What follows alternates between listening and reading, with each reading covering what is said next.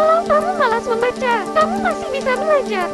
Pelajaran Bahasa Indonesia. Tema 5. Pahlawanku. Kelas 4. Semester 1. Pahlawan Nasional. Pahlawan adalah orang yang berani mengorbankan segalanya demi kebenaran dan keadilan dan berani membela kemerdekaan.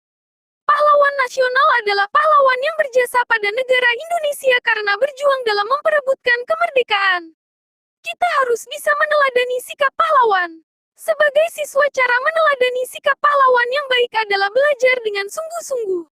A. Perjuangan para tokoh pada masa kerajaan Hindu, Buddha, dan Islam. 1. Kerajaan Hindu. Raja Purnawarman. Raja Purnawarman mulai memerintah kerajaan Tarumanegara pada tahun 395 M. Ia memperbaiki aliran sungai Gangga di daerah Cirebon. 2 tahun kemudian, ia juga memperbaiki dan memperindah alur sungai Cupu sehingga air bisa mengalir ke seluruh kerajaan. Sebagai wujud kecintaan rakyat kerajaan Tarumanegara kepada Raja Purnawarman, telapak kakinya diabadikan dalam bentuk prasasti yang dikenal sebagai Prasasti Ciarutan. 2. Kerajaan Buddha. Balaputra Dewa. Balaputra Dewa menjadi raja di kerajaan Sriwijaya sekitar tahun 850. Pada saat pemerintahan Raja Balaputra Dewa, kerajaan Sriwijaya mencapai puncak kejayaannya dalam bidang ekonomi, pendidikan, dan kebudayaan. Peningkatan ekonomi diperoleh dari pembayaran upeti, pajak, maupun keuntungan dari hasil perdagangan. Salah satu bukti peninggalan sejarah kerajaan Sriwijaya yang masih bertahan adalah Candi Muara Takus. 3. Kerajaan Hindu-Buddha. Gajah Mada. Gajah Mada adalah seorang panglima perang dan tokoh yang sangat berpengaruh pada zaman kerajaan Majapahit. Pada usia 19 tahun, Gajah Mada berhasil menyelamatkan rajanya, Prabu Jayanegara. Pada tahun 1319 ia diangkat sebagai Patih Kahuripan. 2 tahun kemudian, ia diangkat sebagai Patih Kediri. Pada tahun 1329, Patih Majapahit yang bernama Aryo Tada menunjuk Gajah Mada untuk menggantikan dirinya. Gajah Mada menolak penunjukan itu karena ingin membuktikan pengabdiannya terlebih dahulu kepada kerajaan Majapahit, yaitu menghentikan pemberontakan Keta dan Sadeng. Gajah Mada akhirnya diangkat sebagai Patih Majapahit pada tahun 1334, setelah berhasil menaklukkan Keta dan Sadeng. Pada tahun 1336, Gajah Mada mengucapkan Sumpah Palapa, yaitu janji bahwa ia tidak akan memakan buah palapa, sejenis rempah-rempah, bila belum berhasil menguasai pulau-pulau di Nusantara. Perjuangan Gajah Mada mencapai puncaknya pada zaman pemerintahan Prabu Hayam Wuruk tahun 1350 sampai tahun 1389. Pada masa itulah, Majapahit mencapai keemasannya. Dari kitab Negara Kertagama dapat diketahui bahwa daerah kekuasaan Majapahit hampir sama luasnya dengan wilayah Indonesia yang sekarang. Perjuangan Gajah Mada sampai saat ini tetap dikenang. Hal ini dibuktikan dengan digunakannya nama Gajah Mada sebagai nama jalan utama sejumlah kota di Indonesia. Kebesaran nama dan kejayaan Majapahit pun dapat pula dilihat dari peninggalannya berupa candi peninggalan kerajaan Majapahit. Adalah Candi Penataran membuktikan perjuangan dan peranan para tokoh pada masa kerajaan Majapahit. Candi Penataran dibangun pada masa kerajaan Kediri dan dipergunakan pada masa kerajaan Majapahit. Di dalam kompleks candi, terdapat arca, bangunan yang disebut Balai Agung, prasasti, batu tulis, dan beberapa candi. Candi-candi itu diantaranya Candi Naga. Selain itu, terdapat candi yang dianggap paling suci, yaitu Candi Induk. Candi Induk terdiri atas 3 teras bersusun dengan tinggi seluruhnya 7,19 meter. 4. Kerajaan Islam. Sultan Hasanuddin. Sultan Hasanuddin adalah raja dari kerajaan Islam Gowatalu di Makassar, Sulawesi Selatan. Oleh Belanda, ia dijuluki Ayam Jantan. Dari timur, karena kegigihan dan keberaniannya melawan Belanda, Sultan Hasanuddin berusaha menegakkan kedaulatan dan memperluas wilayah kerajaan. Ia berhadapan dengan Arupalaka, Raja Bon yang dibantu oleh Belanda. Sultan Hasanuddin dikenal arif dan bijaksana. Beliau merasa sedih karena harus bertempur melawan keluarga sendiri. Arumpalaka Latenri Tatatuerung sudah seperti saudara kandung sendiri. Sultan Hasanuddin mempertimbangkan bahwa pertumpahan darah di kalangan orang Makassar dan Bugis harus segera dihentikan. Sultan Hasanuddin berusaha menggabungkan kekuatan kerajaan-kerajaan kecil di Indonesia, wilayah timur untuk melawan Belanda. Sultan Hasanuddin diabadikan sebagai nama jalan dan universitas di Sulawesi Selatan. Pemerintah bahkan menganugerahkan gelar pahlawan nasional kepada Sultan Hasanuddin. Setelah wafat, Sultan Hasanuddin dimakamkan di Kompleks Pemakaman Raja-Raja Gowa di Sulawesi Selatan. Sultan Agung. Sultan Agung memiliki peninggalan dalam bidang budaya yaitu seni dan kalender Jawa. Peninggalannya itu mewarnai budaya masyarakat Jawa. Sultan Agung adalah salah satu raja terkenal yang hidup di masa Islam. Ia adalah Raja Mataram. Sultan Agung memerintah di tahun-tahun 1613 sampai tahun 1645. Sultan Agung menjadi kerajaan terbesar di Jawa dan Nusantara pada saat itu. Selain dikenal gigih melawan Belanda, Sultan Agung juga diketahui sebagai budayawan. Beliau memadukan kalender Hijriah yang dipakai di pesisir utara dengan kalender Saka yang masih dipakai di pedalaman. Sultan Agung juga dikenal sebagai penulis naskah sastra gending. Sultan Agung menetapkan bahasa Bagongan sebagai bahasa yang harus digunakan oleh bangsawan dan pejabat di lingkungan keraton untuk menghilangkan kesenjangan.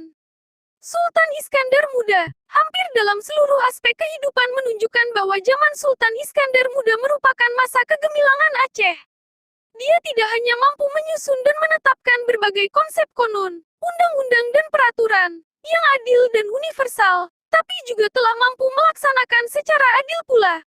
Sebagai seorang yang masih sangat muda menduduki tata kerajaan, usia 18-19 tahun, kesuksesan Sultan Iskandar Muda sebagai penguasa kerajaan Aceh Darussalam telah mendapat pengakuan bukan hanya dari rakyatnya, tapi dari musuh-musuhnya dan bangsa asing di seluruh dunia.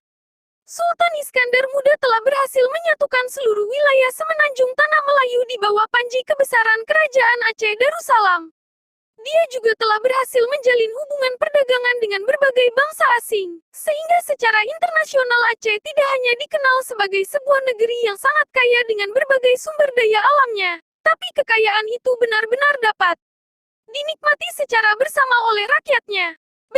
Gambar pahlawan Indonesia. Nama foto pahlawan: Sultan Hasanuddin, Pangeran Antasari, Raden Ajeng Kartini, Pangeran Diponegoro, Tuanku Imam Bonjol, Sisimangaraja 12, Kapitan Patimura, Dewi Sartika, Cut Nyadin, Jenderal Sudirman, KH Ahmad Dahlan, KH Dewantara, Sultan Iskandar Muda, Dr. Ir. Soekarno, Bung Tomo, Silas Papare, Muhammad Hatta, Kapitan Patimura. Kapitan Patimura adalah pahlawan dari Maluku. Beliau lahir pada tanggal 8 Juni tahun 1783 dan meninggal pada tanggal 16 Desember tahun 1817.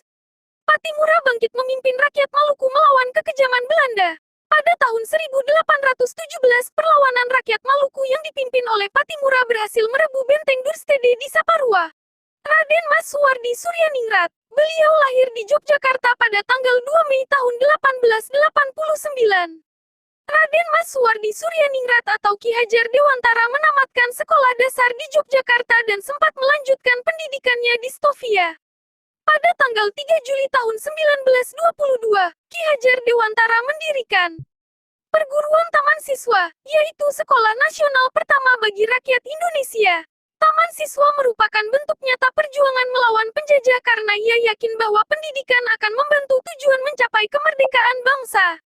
Jasa Ki Hajar Dewantara sangatlah besar dalam dunia pendidikan. Beliau mendapat gelar Bapak Pendidikan Nasional dan tanggal lahirnya, tanggal 2 Mei diperingati sebagai Hari Pendidikan Nasional. Ir. Soekarno. Ir. Soekarno adalah tokoh yang memproklamirkan kemerdekaan Indonesia pada tanggal 17 Agustus tahun 1945. Ir. Soekarno lahir di Surabaya, tanggal 6 Juli tahun 1901. Sekolah dasar diselesaikannya di Mojokerto dan sekolah menengah pertama di Surabaya. Setelah tamat sekolah menengah, ia melanjutkan pendidikannya di Institut Teknologi Bandung. Ir. Soekarno atau lebih akrab disapa Bung Karno adalah pejuang pemersatu bangsa, pejuang melawan kolonialisme dan imperialisme, proklamator kemerdekaan bangsa Indonesia. Presiden Republik Indonesia pertama selalu dikenal dan dihormati bangsa Indonesia dan bangsa-bangsa lain di dunia. Upaya Bung Karno untuk menciptakan masyarakat berkeadilan dan berkemakmuran Sejalan dengan sila kelima Pancasila, yaitu keadilan sosial bagi seluruh rakyat Indonesia. C. Sikap kepahlawanan pahlawan Indonesia. 1. Cut Nyadin adalah seorang wanita pahlawan nasional Indonesia dari Aceh yang berjuang melawan penjajahan Belanda pada masa Perang Aceh. Cut Nyadin bersama Teku Umar bertempur bersama melawan Belanda. Namun, Teku Umar gugur saat menyerang Melambo pada tanggal 11 Februari tahun 1899, sehingga ia berjuang sendirian di pedalaman Melambo bersama pasukan kecilnya. 2. Pangeran Antasari adalah seorang pahlawan nasional Indonesia. Ia adalah Sultan Banjar. Perang Banjar pecah saat Pangeran Antasari dengan 300 prajuritnya menyerang tambang batu bara milik Belanda di Pengaron. Pertempuran yang berkecamuk makin sengit antara pasukan Pangeran Antasari dengan pasukan Belanda berlangsung terus di berbagai medan. Berkali-kali Belanda membujuk Pangeran Antasari untuk menyerah, namun dia tetap pada pendiriannya. 3. Sisingamangaraja 12 adalah seorang raja di negeri Toba, Sumatera Utara.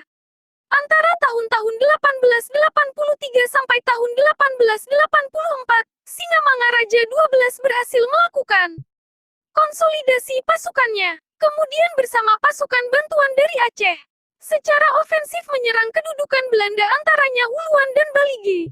Pada Mei tahun 1883 serta Tangga Batu pada tahun 1884. 4. Dewi Sartika adalah pahlawan pendidikan, pahlawan nasional, sekaligus tokoh panutan di kalangan masyarakat Sunda. Sejak tahun 1902 dengan mengajarkan membaca, menulis, memasak, dan menjahit bagi kaum perempuan di sekitarnya. Pada tanggal 16 Juli tahun 1904, Raden Dewi Sartika mendirikan sekolah istri atau sekolah perempuan. Dewi Sartika berusaha keras mendidik anak-anak gadis agar kelak bisa menjadi ibu rumah tangga yang baik, bisa berdiri sendiri, luwes, dan terampil. 5. Perang Diponegoro terjadi pada tahun-tahun 1825 sampai tahun 1830. Perang Diponegoro merupakan salah satu pertempuran terbesar yang pernah dialami oleh Belanda selama masa pendudukannya di Nusantara. Peperangan ini terjadi secara menyeluruh di wilayah Jawa sehingga disebut Perang Jawa. Salah satu upaya yang dilakukan Pangeran Diponegoro dalam perjuangannya adalah menyatukan seluruh rakyat pribumi dalam semangat sadumuk batuk. Sanyari bumi dituhi tekan pati, sejari kepala, sejengkal tanah dibela sampai mati. 6. Silas Papare adalah seorang pejuang penyatuan Irian Jaya, Papua, ke dalam wilayah Indonesia. Perkenalannya Samratulangi semakin menambah keyakinan ia bahwa Papua harus bebas dan bergabung dengan Republik Indonesia. Akhirnya, ia mendirikan Partai Kemerdekaan Indonesia Irian, PKI. Pada bulan Oktober tahun 1949 di Yogyakarta, ia mendirikan Badan Perjuangan Irian di Yogyakarta dalam rangka membantu pemerintah Republik Indonesia untuk memasukkan wilayah Irian Barat ke dalam wilayah RI. Dari penjelasan singkat di atas dapat kita ketahui beberapa sifat kepahlawanan yang dimiliki pahlawan nasional, yaitu rela berkorban, maksudnya berbuat apapun dilandasi rasa ikhlas tanpa mengharap pujian, imbalan pada orang lain maupun negara. Kesatria, maksudnya berani mengakui kesalahan bila salah, bertanggung jawab segala ucapan dan tindakan yang dilakukan. Berjuang tanpa pamrih, maksudnya selalu berbuat ikhlas. Pemberani, maksudnya pemberani dalam bidang kebenaran. Pantang menyerah, maksudnya tak mudah putus asa, semua usaha pekerjaan harus berhasil. Kegagalan merupakan pelajaran, diulangi lagi sampai berhasil. Berperilaku terpuji, maksudnya segala tindakan perilaku, tutur kata dapat dijadikan contoh orang lain. Sikap-sikap kepahlawanan yang dimiliki oleh masyarakat sekitar, membantu tanpa pamrih dan ikhlas, berani membela kebenaran dan keadilan, rela berkorban untuk kepentingan bangsa dan negara, jujur dan bertanggung jawab, mengutamakan kepentingan bangsa dan negara, kepentingan umum, memiliki rasa cinta tanah air dan pantang menyerah, bertindak terpuji dalam kehidupan sehari-hari, memiliki jiwa pengabdian yang tinggi. D. Tabel Know What Do You Want to Know. Tabel Know What Do You Want to Know merupakan tabel yang berisi informasi yang diketahui dan yang ingin diketahui pada suatu bacaan. Tabel ini berfungsi untuk mempermudah kita dalam mencari suatu informasi. Contoh, Soekarno. Soekarno adalah tokoh yang memproklamirkan kemerdekaan Indonesia pada tanggal 17 Agustus tahun 1945. Soekarno lahir di Surabaya, tanggal 6 Juli tahun 1901. Sekolah dasar diselesaikannya di Mojokerto dan sekolah menengah pertama di Surabaya. Setelah tamat sekolah menengah, ia melanjutkan pendidikannya di Institut Teknologi Bandung. Soekarno atau lebih akrab disapa Bung Karno adalah pejuang pemersatu bangsa, pejuang melawan kolonialisme dan imperialisme, proklamator kemerdekaan bangsa Indonesia, Presiden Republik Indonesia pertama, selalu dikenal dan dihormati bangsa Indonesia dan bangsa-bangsa lain di dunia. Upaya Bung Karno untuk menciptakan masyarakat berkeadilan dan berkemakmuran, sejalan dengan sila kelima Pancasila, yaitu keadilan sosial bagi seluruh rakyat Indonesia. Tabel di samping merupakan tabel yang dimaksud. Jadi kolom informasi yang diketahui berisi informasi yang kita dapatkan dari teks. Sedangkan informasi yang ingin diketahui merupakan informasi yang ingin kita cari lebih dalam dari teks yang disajikan.